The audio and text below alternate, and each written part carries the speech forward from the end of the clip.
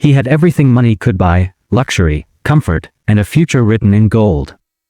But there was one thing the millionaire's son could never have: his sight. Born blind, he lived in a world of endless darkness, shielded from the harsh truths around him. Then, one day, a maid entered his life. She wasn't wealthy, she wasn't powerful, she was a black woman working quietly in the shadows of the mansion. To the family, she was invisible. To him, she was just another servant. Until something happened. Her touch, simple, gentle, unexpected, changed everything. For the first time, a flicker of light broke through his darkness. But what followed wasn't a miracle everyone welcomed. It was a storm of anger, prejudice, and secrets long buried. How could something so pure ignite such hatred? And why did a moment of hope uncover the cruel reality no one wanted to face? This isn't just about sight being restored. It's about truth being revealed. And once you hear it, you'll never see the world the same way again. The mansion stood tall on the edge of the city, its white pillars gleaming under the afternoon sun. Inside, silence carried through the marble halls, broken only by the soft shuffle of footsteps. This was the world of Daniel, the millionaire's only son. Surrounded by wealth, comfort, and endless privilege, his life looked perfect from the outside. But Daniel had never seen a single sunrise, never once looked into his father's proud eyes, never known the colors of the world. Born blind, he lived inside a cage of shadows, where every sound and scent became his way of navigating a reality others took for granted. His family shielded him from pity. Tutors came to the house, doctors visited weekly, and every need was met before he could even ask. Yet beneath the perfection was a quiet loneliness, an emptiness no riches could fill. For Daniel, the mansion was both a palace and a prison. He longed for connection, for something real beyond the careful walls of privilege. And soon, that longing would be answered, but not in the way anyone expected. Because into this carefully protected world would step someone who did not belong. Someone who, with the gentlest of touches, would ignite a storm no one could control. The maid arrived quietly, her presence barely noticed among the polished silver and velvet curtains of the mansion. Her name was Grace, a woman whose hands bore the story of hard work, yet whose eyes carried the quiet dignity of someone who had endured more than most could imagine. She was not from wealth, not from privilege. She came from a world far away from marble floors and chandeliers, a world where survival demanded resilience. Inside this grand house, however, her existence was reduced to silence and service. She was there to clean, to serve, to disappear. To the family, she was nothing more than another shadow among the many who kept their perfect life intact. From the beginning, the rules were clear. She was to remain in the background, never to speak unless spoken to, never to cross the invisible line between servant and master. The whispers in the kitchen reminded her of her place. Don't look at him too long. Don't let him become attached. You're here to work, not to be seen. It was how they kept control, by keeping her invisible. Yet Grace noticed him. Daniel. The boy who lived surrounded by gold but cloaked in darkness. She watched how he tilted his head toward every sound, how his hands traced the edges of furniture as if mapping a prison. She saw the loneliness etched into his silence, the way he lingered by windows he could not see, listening to the world outside. He was treated delicately, like fragile glass. Every step he took was guided, every word spoken to him was coated with pity. But no one truly listened to him. No one dared to let him be human, except Grace. It started small. She described the colors of the garden when she accompanied him outside, painting images with her words. She told him of the roses that bloomed crimson and the lilies that opened white as snow. She explained the way the morning sun warmed the stone walls, the way the wind carried the scent of jasmine across the yard. He listened in silence, leaning toward her voice as though it was a thread pulling him out of darkness. For the first time, Daniel felt that someone wasn't just shielding him from the world, someone was sharing it with him. But in the mansion's corridors, eyes followed them. Whispers began to spread. The other servants warned her. Be careful. Don't let him depend on you too much. They won't like it. The family, too, began to notice. The mother's smile thinned when Grace entered the room, the father's jaw tightened. To them, she was overstepping. And to Daniel, she was becoming indispensable. Then came the day everything changed. Daniel sat quietly in the study, his head resting against the chair, his eyes, those clouded windows to nothingness, tired and aching. Grace, standing nearby, noticed his unease.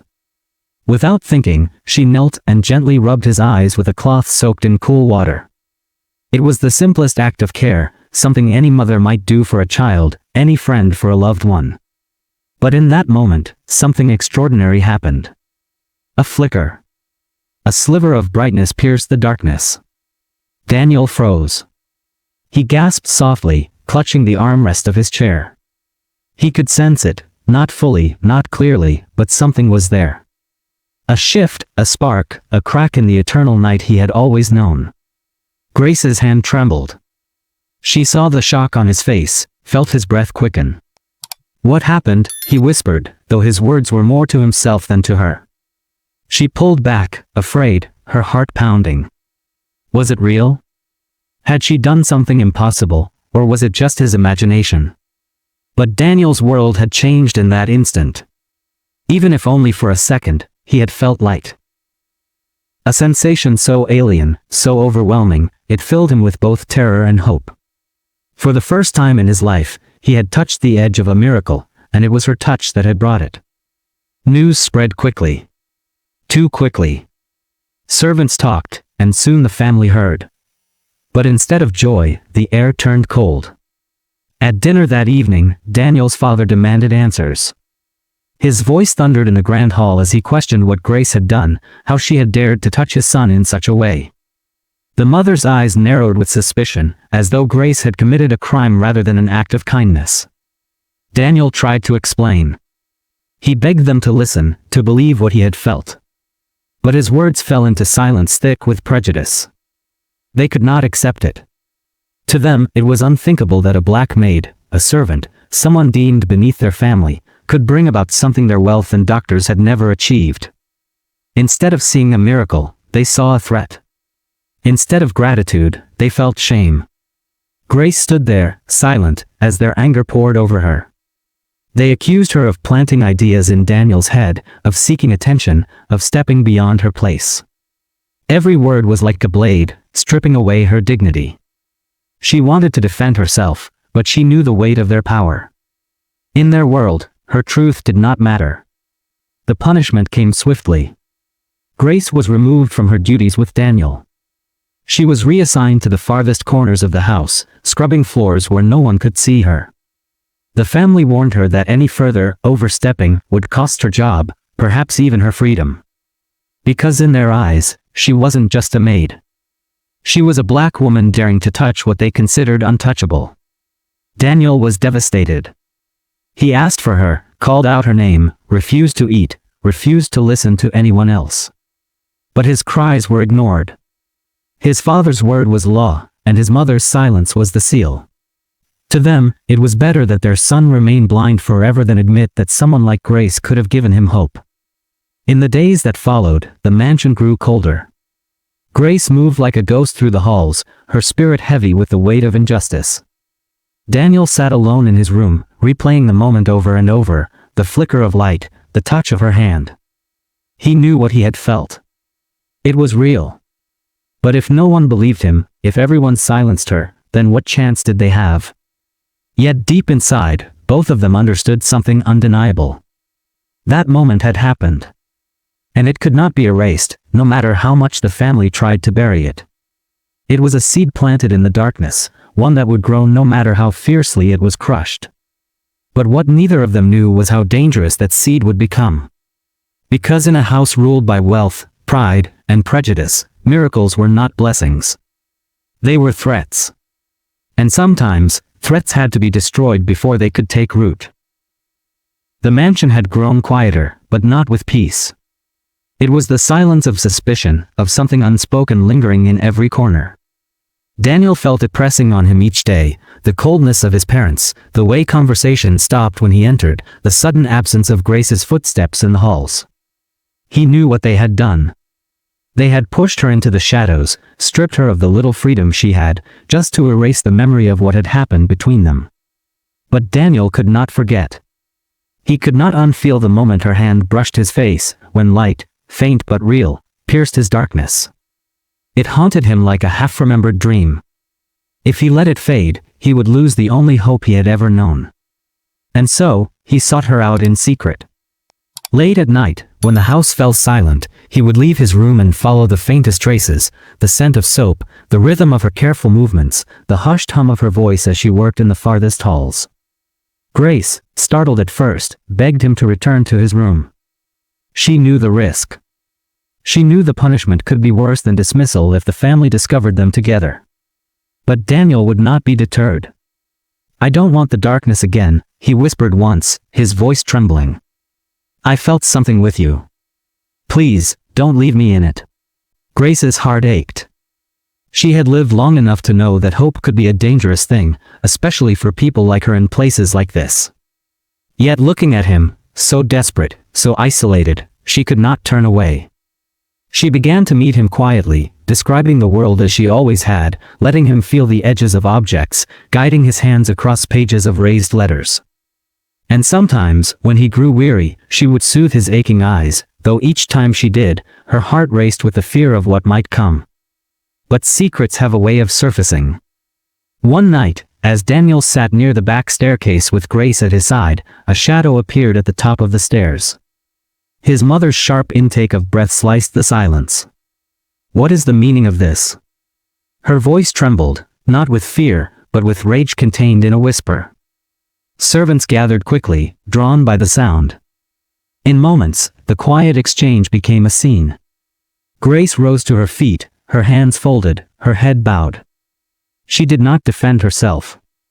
She knew there was no defense that would be believed. Daniel, however, would not stay silent. "She was helping me," he said quickly, his voice stronger than he expected. "You don't understand. I saw something, light.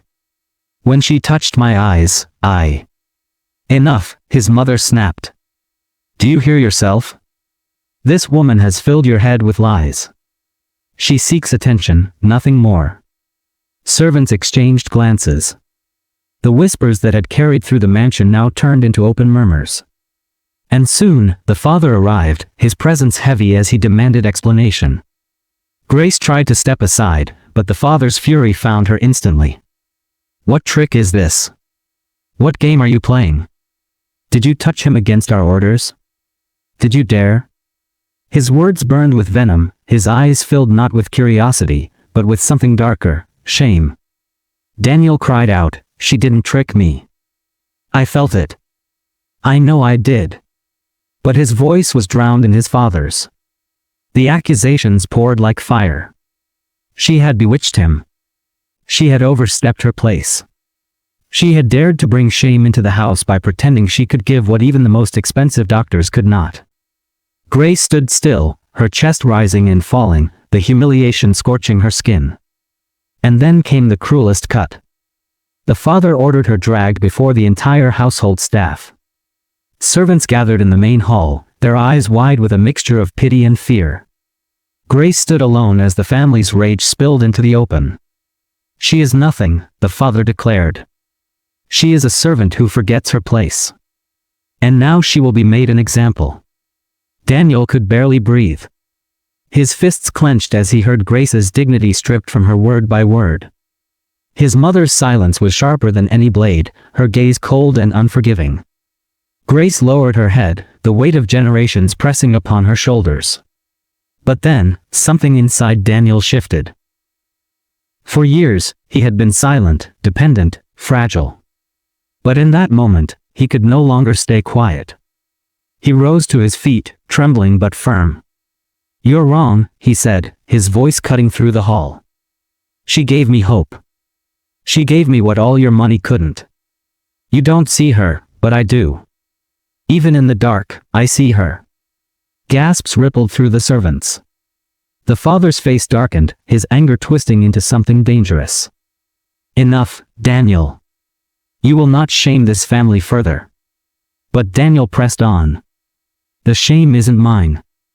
The shame is yours, for punishing the only person who treated me like I mattered."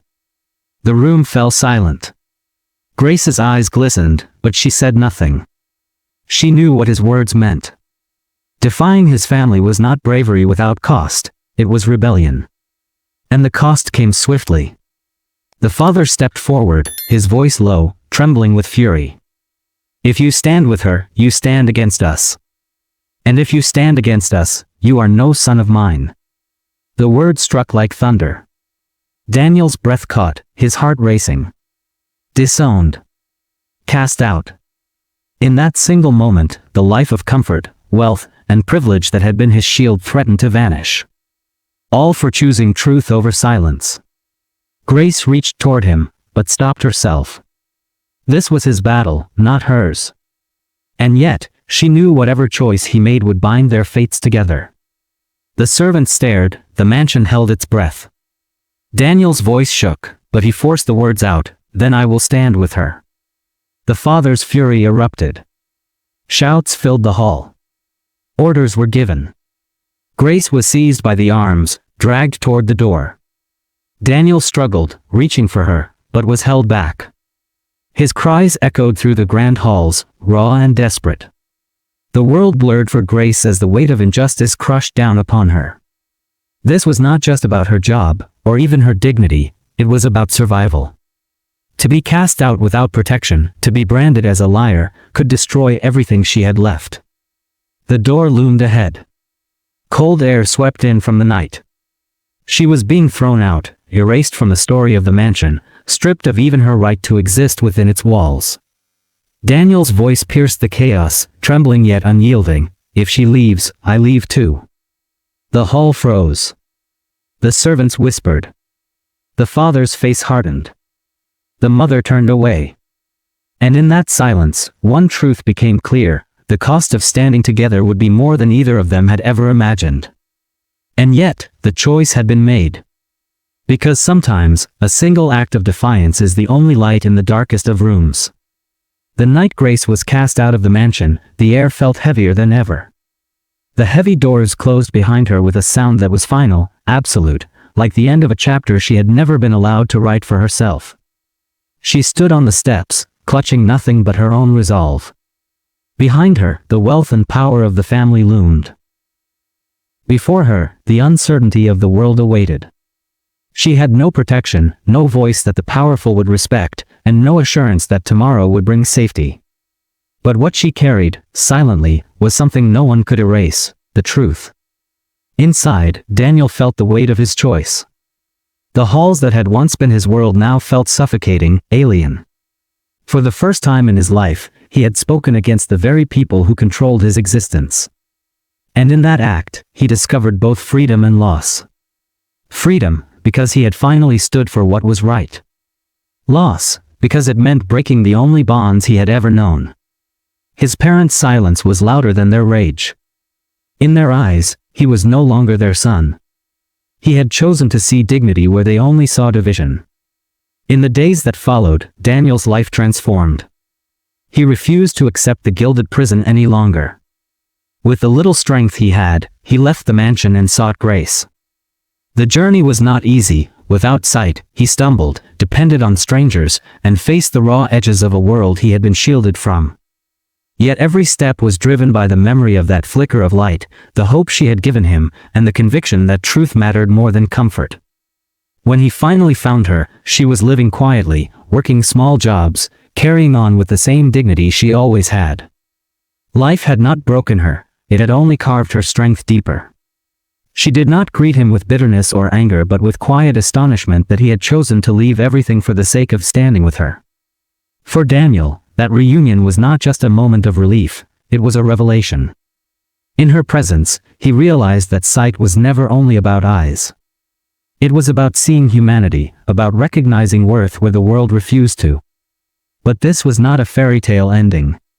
The consequences remained. Daniel was disowned, his name erased from the legacy he was born into. Grace continued to face the world's harshness, a society where skin color dictated opportunity, safety, and respect. Yet together, they carried something stronger than wealth or status, a testimony. Their story became a quiet but powerful act of resistance. Because what happened inside that mansion was not just about one blind boy and one maid. It was about the systems that told him his hope could not come from someone like her. It was about a world that measured worth not by humanity but by hierarchy, not by truth but by prejudice. Their story is a mirror of countless others, moments where injustice crushed dignity, where kindness was twisted into offense, where truth was silenced because it came from the wrong voice. And as Daniel reflected, he realized his blindness had never been his greatest limitation. The true blindness was in those who refused to see Grace's humanity. A blindness not of the eyes, but of the heart. One that still lingers in society today. Think about it. How many times has someone been dismissed, not because of what they offered, but because of the color of their skin? How many miracles, solutions, and truths have been buried because they came from a voice the world chose not to hear? And how many more times must it happen before we admit that the injustice is not rare, it is systemic, it is persistent, and it is ours to confront? Grace and Daniel's story is not just a tale of personal struggle. It is a reminder that racism is not only in laws or violence, it is in the everyday dismissals, the stolen opportunities, the silenced voices. It is in the refusal to believe that dignity can exist in someone society has labeled less. The mansion, with all its wealth and pride, still stands. But its story has cracked. Behind its polished walls is a truth its owners tried to bury, that one act of kindness, one touch of compassion, exposed the fragility of their power. And outside those walls lives a testimony that no silence can erase. So the question remains, for all of us watching, listening, reflecting, when we witness injustice, whether in grand halls or quiet streets, will we remain blind? Or will we finally choose to see? Because in the end, the story of Grace and Daniel is not theirs alone. It is ours. And the way we carry it forward, the way we decide to treat one another, will write the ending that history remembers.